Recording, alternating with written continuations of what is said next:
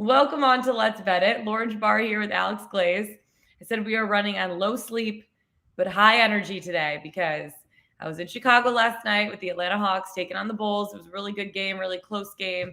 The Hawks almost pulled it out at the end. But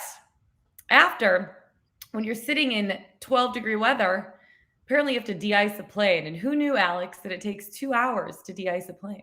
I mean, it's important. I mean, you gotta de-ice the plane. So you gotta. It's an important task. Do you So know what that as long does? as it takes. What does it do? I don't know. I mean, it's important though. If it takes 2 hours, I mean, it delayed your flight. I mean, it's an important task. You got to kill the plane. So we landed around 3:30 in the morning, Eastern time. Got home around 4, in bed at 4:15. Fell asleep around 5. And so again, low sleep, high energy. And here we are today. Cannot even wait. Let's bet it Friday. It's Freaky Friday, Friday Fun Day, Frisky Friday, whatever you want to call it. Sleepy Friday for you. Sleepy Friday. Sleepy Friday for me. I'm going to go take a little nappity nap after the show today. But before then, we got a lot to talk about. NHL Ice Picks. There's quite a few games on the slate tonight. We're going to break them down. We have NBA with Brian Scalabrine talking a little Celtics, a little postseason, playoff push with 24 games left for most teams left in the season. And we have a couple of college basketball predictions from you, my friend Alex Glaze. And then we can't end without our Pickswise 3-star play of the day and our best bets of the day. So let's get right into it. Let's get it. Let's bet it. NHL slate tonight. And I really like the parlay that you have going on. So much so, Alex, that I'm going to tail it tonight. Oh, wow. We're getting the stamp of approval from the Ice Queen. Wow, that gives me a lot of confidence here. Yes. Okay. So first of all, I want to start with there's 2 legs to this. So I'm going to put them together here to get a little bit of value. So I'm looking at the Blue Jackets Hurricanes game, right? And the Blue Jackets have actually been playing really, really well lately. They're plus 300 on the money line, plus 155 on the puck line if you want to, sprinkle that, or plus 122, excuse me, on the puck line. Columbus has won 4 straight and 9 of their last 11, coming off a big win. This big wins this week against Toronto, and then last night against our Ice Cats. I mean, big win for them last night against the Panthers. But tonight they are on the second half of a back-to-back. They traveled as well. So after last night's game, they traveled to Carolina. Yes, and this is just a tough spot for them because of all the travel. I mean, this is their 3rd city, I believe, in 4 nights. So 3 games in 4 nights is already tough, but also 3 cities in 4 nights.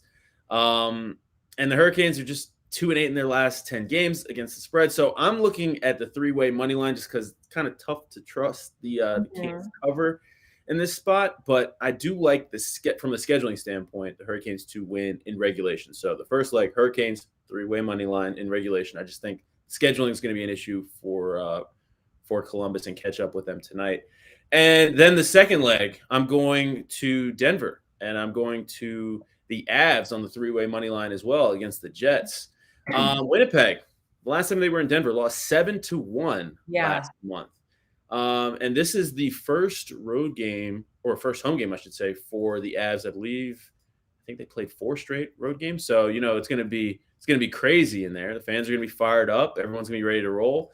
And the Jets have also lost 3 straight. So they're struggling, and the Avs are not a team that you want to face when you are struggling. So I'm looking for them also on the 3-way money line. So when you combine those 2 3-way money line plays, plus 127. So get plus money there, and 2 games that I think should be ending in regulation with the Canes. Yeah, I really like that. I really, really like that. I'm actually going to tell you on this one. I don't think the Hurricanes are going to lose, and I don't think the Avs are going to lose. Also, Winnipeg is missing quite a few players right now. Andrew Kopp has a concussion. There's like 1 or 2 other players on Winnipeg that are out, and the Avs right now are like full strength, healthy, and they're rolling. Yep. So back at home. They're back at home, and let me tell you, Ball Arena, one of the best atmospheres. Like, those fans are just nuts. They're wild. They're so much fun. I'm on a couple games tonight. I'm going to talk about one of them right now. The other one is my best bet of the day. The one I'm talking about right now, not a super intense cap, but at the same time, I really believe that they're going to win this game. The Devils taking on the Blackhawks, the battle of 2 not so great teams, right? The game everyone's watching tonight, Alex. Blackhawks 3-way money line at plus 110. I don't know if this is just because I was just in Chicago yesterday or I was in the United Center last night, but I was scoping out the ice underneath the court, and I'm like, tell me what's going to happen in the future. you're rubbing the court. What's going to happen in the future? And it told me the Blackhawks are going to win in regulation. The Devils are only 17-28 so far in the season. On the road, they're only 7-15, 2-8 in their last 10, including a 2-game losing skid. Blackhawks 10-26 on the season, 10-13 at home, and they're a little bit better, not great, 3-6-1 over their last 10. The Devils are covering the spread in less than half of their games, but have covered in 12 of 24 road games. The Blackhawks are below 500 in the last 5. They're 2-3, but I really do expect them to take advantage of home ice.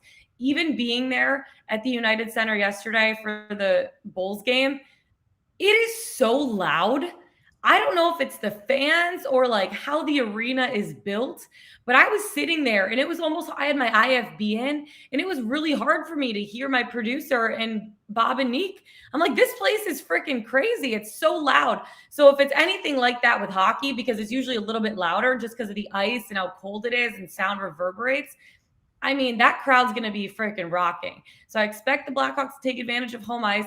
I think they're also going to rely heavily on Marc-Andre Fleury, and he's going to be really good at home too. In his 38 starts, he has a quality start percentage, 55%, and he has had 4 shutouts. They've been relying on him all season. I think they're going to rely on him at home in the United Center tonight. So lock it in. Blackhawks 3-way money line, the game that everyone's talking about. Blackhawks taking on the Devils. That's the big game tonight. The big game tonight. City. And I will say it was a blizzard last night, like huge snowstorm. So maybe that's another reason why we were in Chicago. Yes. Oh, you're lucky you got out then. I know. We could have been sitting there till like 6 a.m.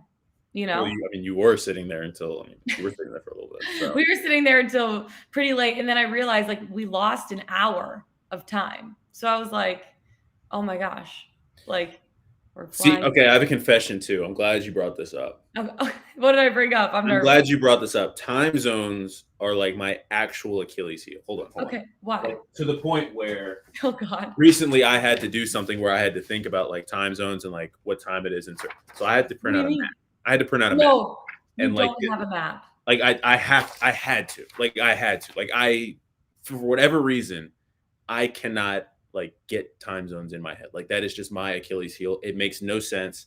I know, but I just can't. I can't get it. I can't get it. So I need the map. So I had to print this out the other day, and I don't print it. I mean, who prints stuff these days?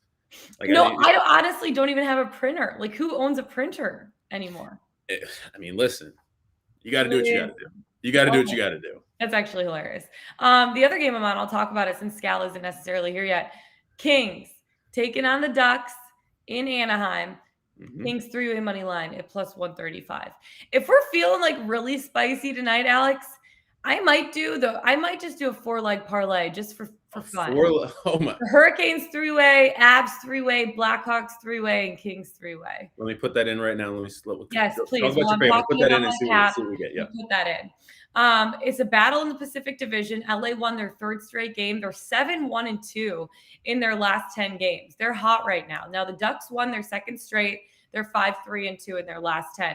The Ducks have beat LA the last 2 times they've played. Both teams are playing well, but LA is absolutely on fire, and you cannot go against a team that is on fire. They're 5-1 in their last 6, won 5 straight on the road, which they're in the road, taking on Anaheim tonight.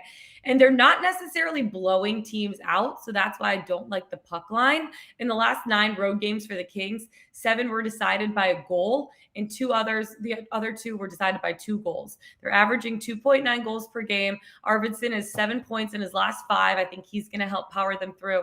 The Kings are 10th in goals allowed. I feel like their defense is going to step up and make it tough for Anaheim to be able to score. And they got this one. They just got it. They're on the road. They got it. They're going to be good.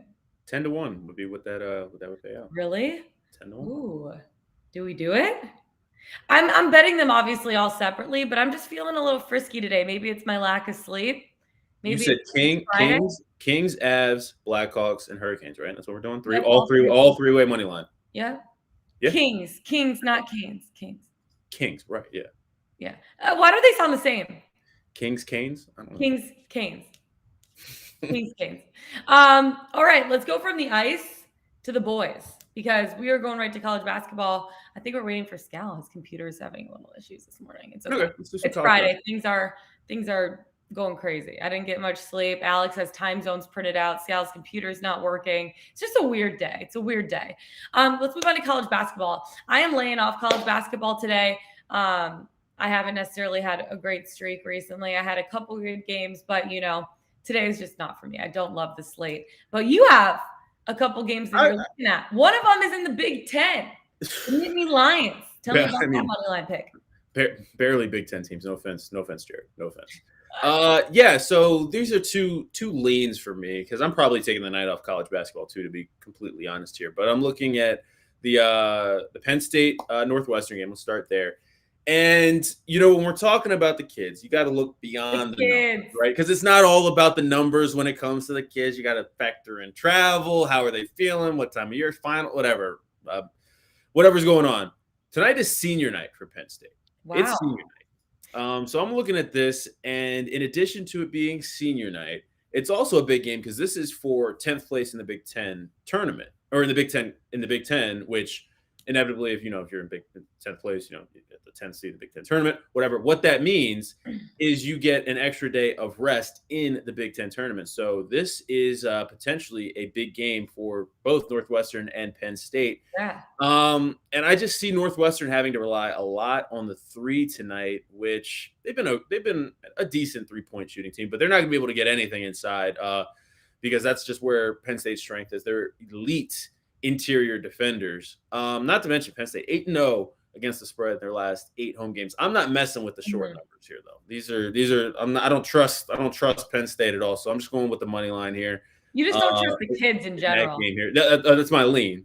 I don't. Do they do whiteouts for basketball too, or is that just football? You have to ask Jared. If you listen, you're asking me if I watch any. Jared talks. Just because. Yeah, Penn State basketball is not appointment television for me. I will say that for whatever reason, if you watched yesterday, I did say there's no chance I'd watch Maryland, Indiana last night. And what was I watching last night before the Illinois game?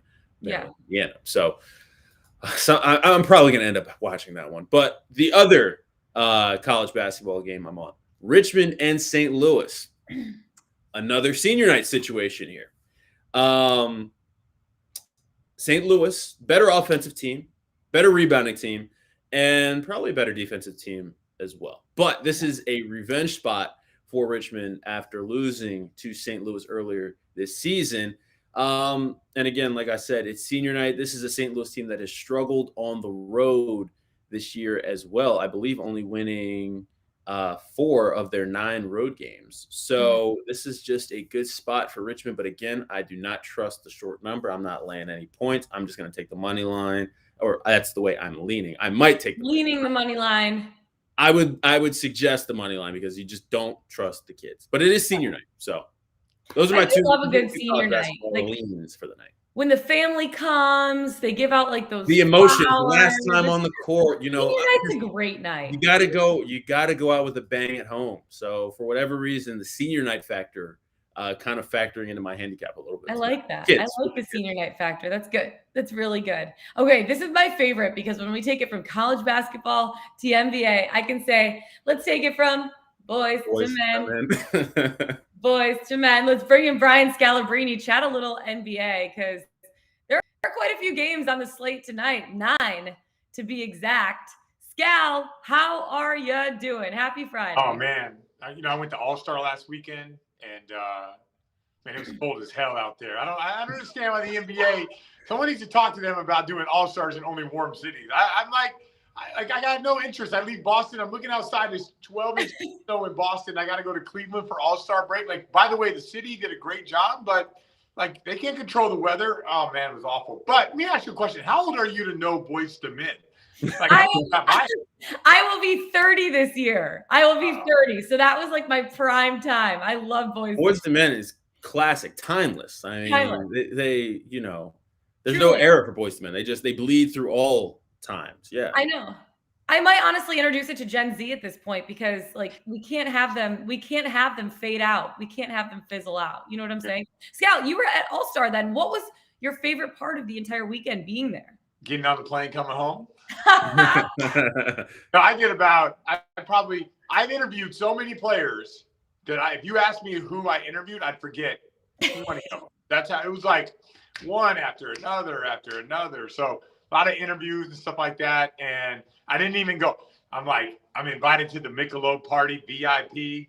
Nah, I'm invited to the Bleacher Report, VIP.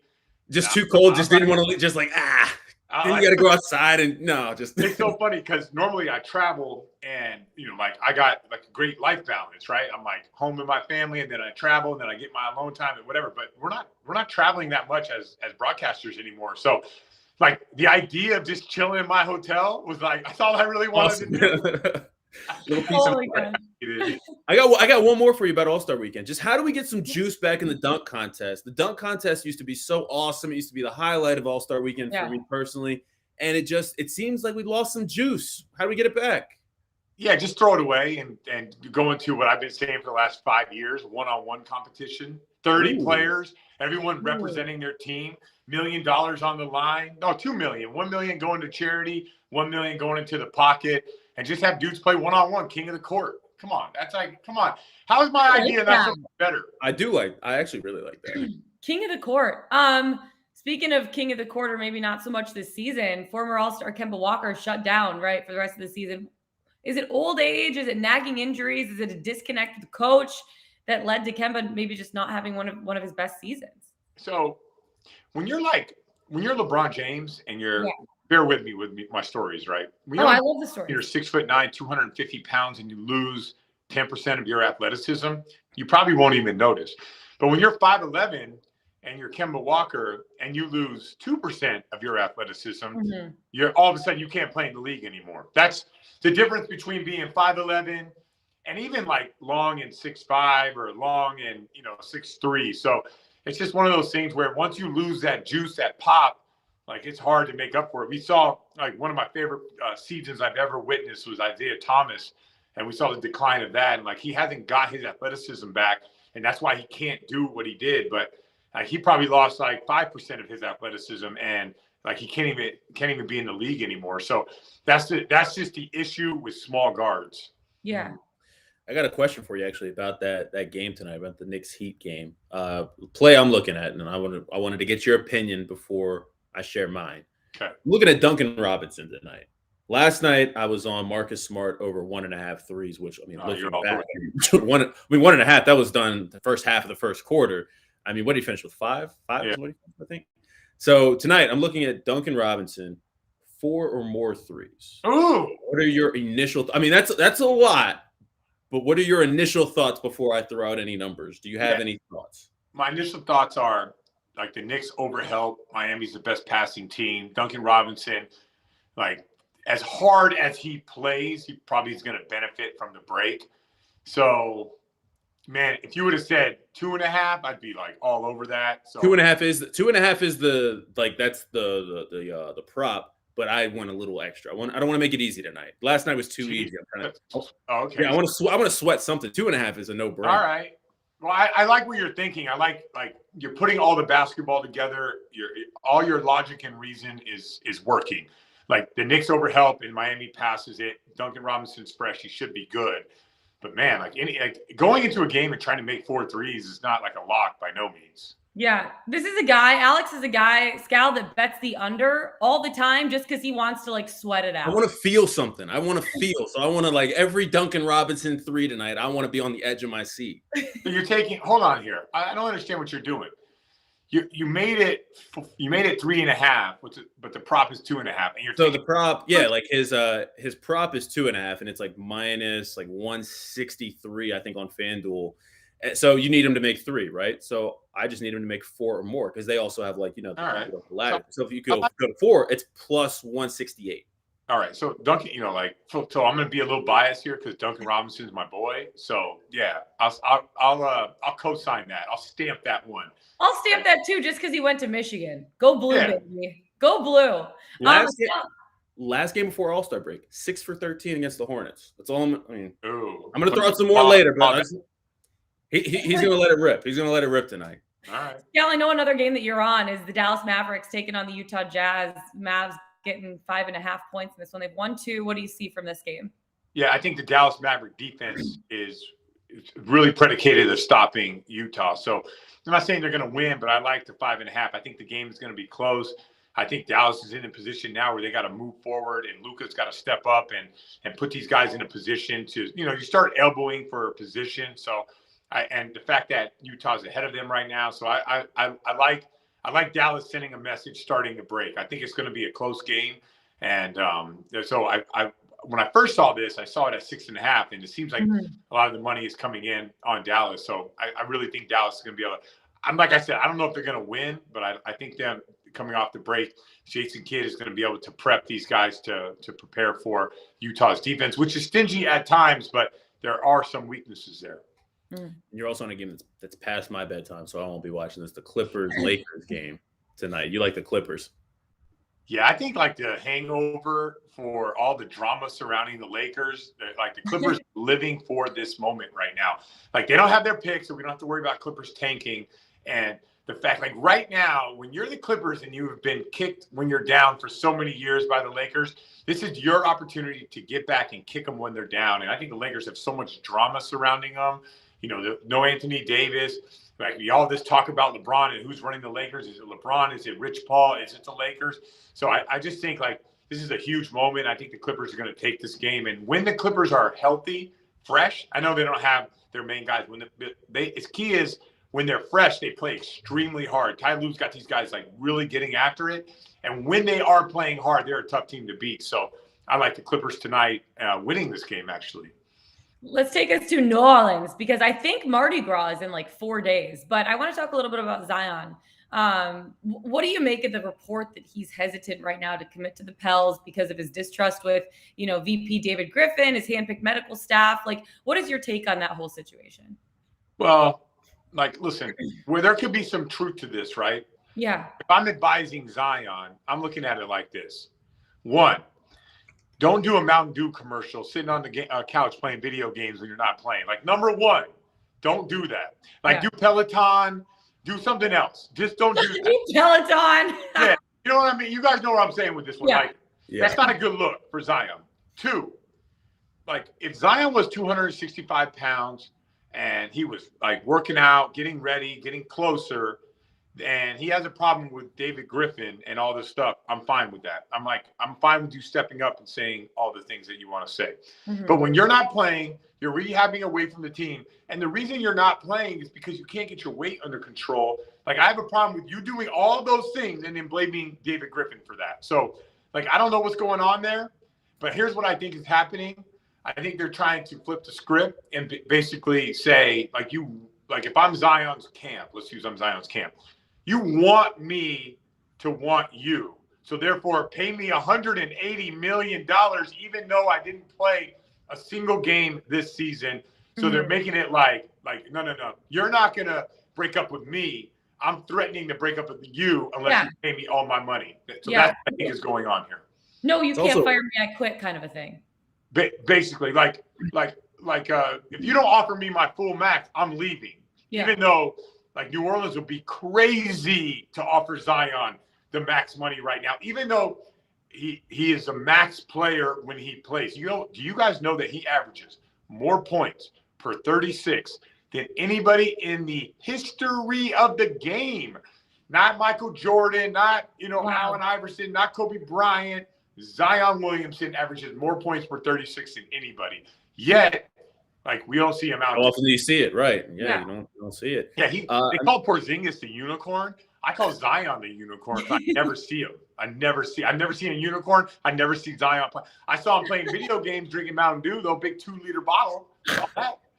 And Scout, what does it tell you when you see, because it takes a lot for players to call out other players, but especially teammates. So when you see JJ Redick go on and say he's a detached teammate and, put his name on that on national television, I mean, does that tell you just how bad the situation is in New Orleans when it comes to Zion? All right, let me read between the lines in the NBA. Yeah. Like, all the Duke guys, right? They're connected. It's like a mafia, right? With Coach Krzyzewski, all that stuff, right? And my guess is, I don't know this for sure, but here's what I'm guessing. Zion has been not returning phone calls, like kind of going the wrong direction. So Coach Krzyzewski or whoever is running that Duke, mafia. Coach K. We need you to do us a favor. We need you to call Zion out because no one's getting to him. No one's talking to him. He's rehabbing on his own. And he's doing those Mountain Dew commercials, for God's sake, as he's like everybody's teenager playing video games on the couch, waiting for the pizza to show up, right?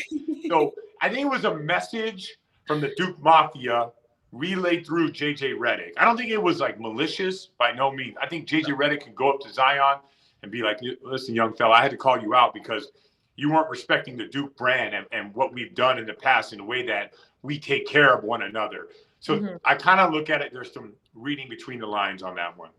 Yeah, that is really crazy to look at that. I want to ask about this stretch run because they say it's the second half of the season, but really it's the last third of the season, right? Most teams only have 25, 24 games left. When you're looking at the East, obviously you spend so much time watching the Celtics. Who do you think is going to kind of finish on the cusp? Because I was in Chicago last night watching, I don't know if you heard my story. We didn't get in till 4:30 or 4 a.m. I don't even know what de-icing is, Scal, but it took so long to de-ice that day. Scal, do you know why they de-ice planes? Do you know why? Yeah. Why do they do that? Tell us. I don't know. Because if you take off and let's say snow sticks to the plane, right? It will build up. Oh.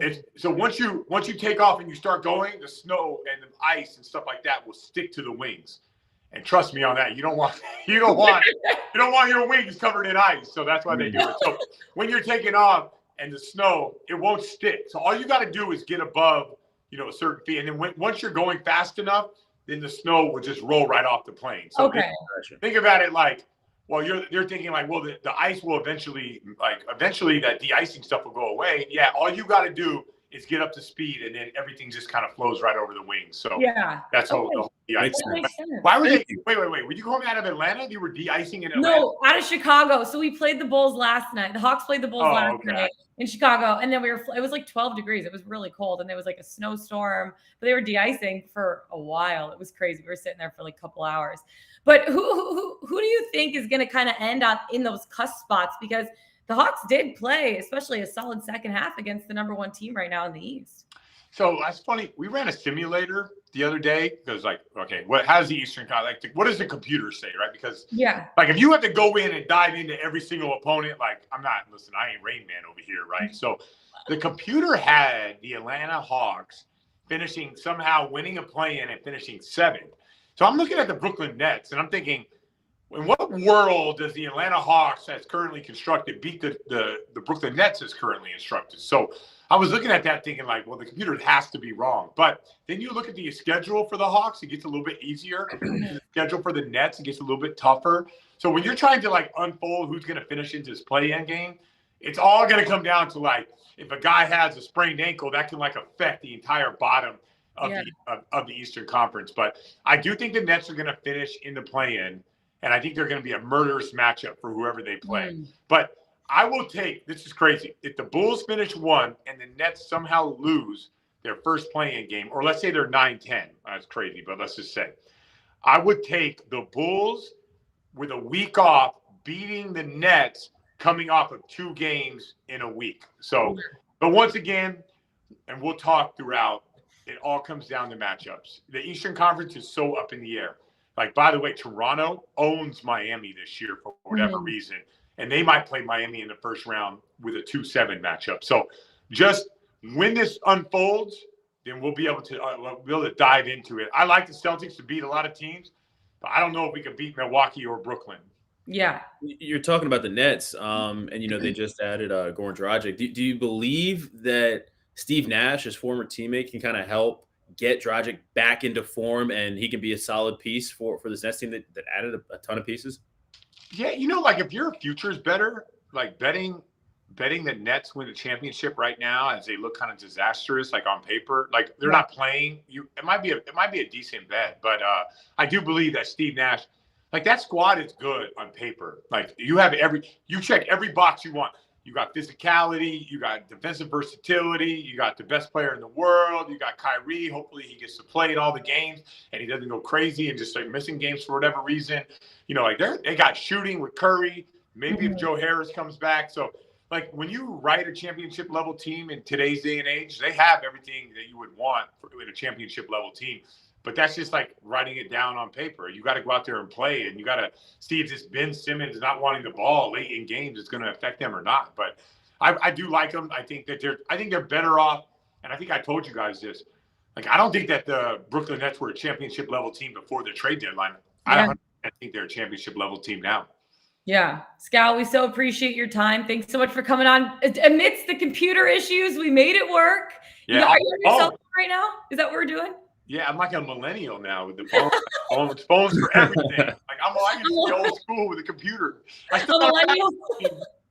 millennial that knows Boys to Men. We appreciate it. Thanks so much, Scal. Thanks, Scal. All right, we'll see you next week. All right, Alex, let's get into our Pickswise 3-star play of the day from the website.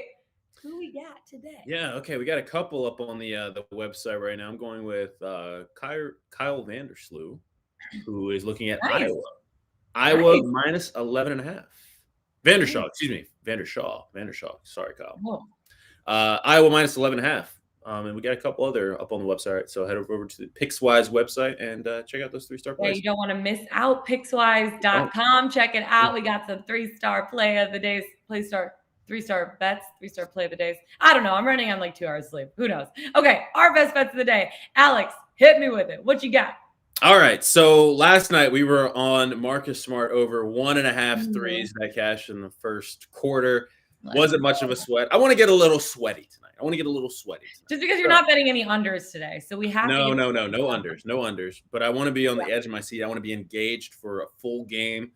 So I'm looking to that Heat Knicks game, and I'm going Duncan Robinson over 4 threes made at plus 168. 4 threes, a lot of threes.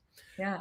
Right before the All-Star break, Duncan Robinson 6 for 13 against the Hornets, and the Hornets are a team that ranks in the bottom third of opponents' 3 points made, and that's exactly where the Knicks are as well. Teams just light it up for 3 against the Knicks here, and Duncan Robinson's a guy. He hit 4 more threes in 4 games this month, and he's made 4 more threes in 3 of the last 4 games against the Knicks. So I just think this is potentially a great matchup, and I think we're getting a lot of good value here at plus 168. He's going to hit 3. He's going to hit 3 threes, right? The question is, can we get that 4th 3? I'm betting on us getting that 4th 3. So I'm watching Duncan Robinson tonight. He's the only guy I care about. 4 threes. Shooters got to shoot, baby. And that was endorsed by Scal. That was endorsed by Scal, even though he said that's a high number and it's endorsed by me. I don't know if it was endorsed by Scal. Scal was like, it's my guy, but that's a lot of threes. Scal half endorsed it, and I'm fully endorsing it because I went to Michigan, and guess who else went to Michigan? Duncan Robinson. Go blue, baby. 4 threes. Shooters got to shoot. I like it. I'm going to tail you on it just to get a little sweaty, too. Why not? There we go. Why not? It's Friday. Let's have fun. My best bet of the day, I talked about it a little bit earlier in the show. Kings taking on the Ducks. I like the Kings 3-way money line at plus 135. They're playing in Anaheim tonight.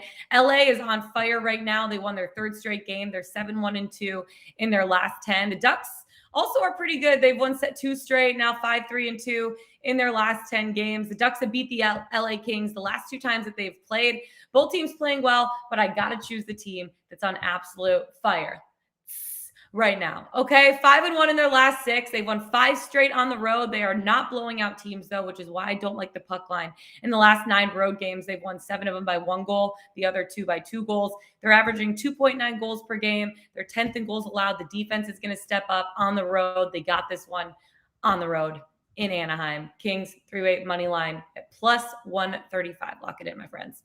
Love it. Someone was actually asking about that game earlier when you were talking about it. So it's like, I'm sure that's music to their ears. Music, baby. Lock it in. Kings 3-way money line on the road.